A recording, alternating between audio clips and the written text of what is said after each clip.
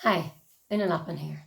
I thought today, rather than reading a story from my journals, I would answer some questions and get my son to ask the questions. He's a couple of questions, he's 8, and he's just sitting beside me. I don't want his face on just yet. 3 questions. And then I suppose when I post this, if you want to, come back and ask me a question about my time. I'm happy to engage, I'm happy to chat about my time when I worked as humanitarian. So let's go. Okay, honey, what's your first question? How did you cope with the heat? How did I cope with the heat? That's a really good question. Stayed out of the heat in the midday sun. When I was in Muslim countries, I wore a headscarf, so I didn't get my head burnt for 2 reasons. One, out of the respect for the country, due to cultural issues, and then also not to get burnt. Lots of sun cream, lots of water. And when I was in Afghanistan, we got 2 hours for lunch, and I would have eaten my lunch and then slept the rest because it was really, really hot. It was 50 degrees centigrade plus. And when I was in Iraq, it was 62 for two days. So imagine today's heat multiplied by 3. So that's how warm it was, and I'm not made for that type of heat. So I just had to take it easy and drink lots of water and sleep and rest. Okay? Next question. Did you see any real guns? Yes. When I was in Iraq, there was a man, have you heard of the man called Saddam Hussein? Do you know it? Yeah. No, he doesn't. I told him the story yesterday.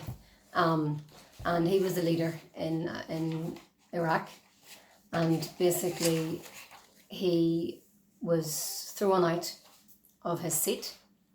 You're moving that and you're making a bit of noise.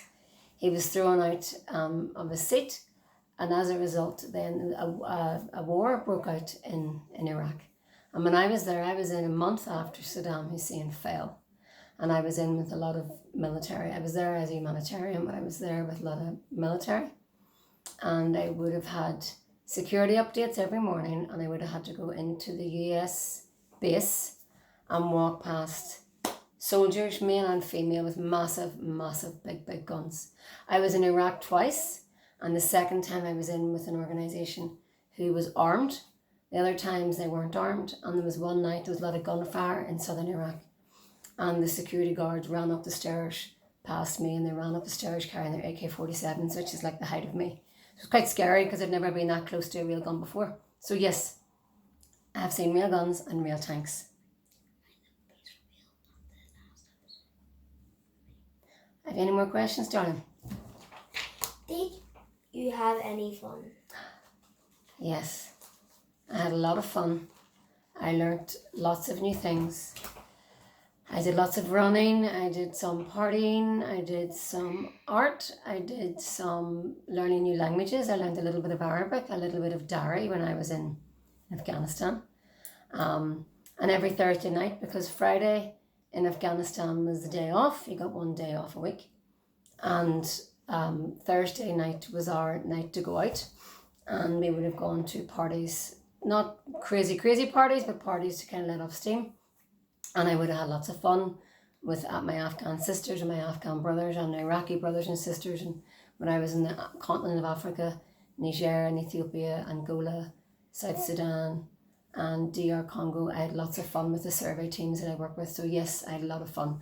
My son wants to come on camera, but I'm not going to let him because I don't want him yet, but I will reveal him soon. He wants to come on, but it's not, he's only 8 and I'm just being mindful. So he's asked 3 questions, and I suppose this call to action, your response is, have you anything you want to ask me directly? I'm happy to answer your questions.